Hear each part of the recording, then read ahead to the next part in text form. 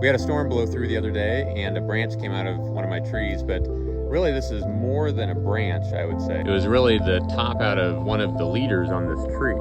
So it's kind of sad to lose that, but now I've got to clean it up. I'm going to start by cutting this up into manageable pieces.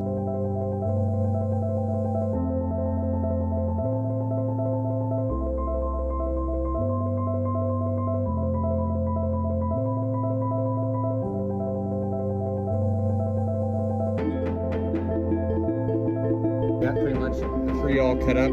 There's a few larger pieces I'm going to cut into firewood, but first, before I do that or chip anything, I need a break because it is really hot.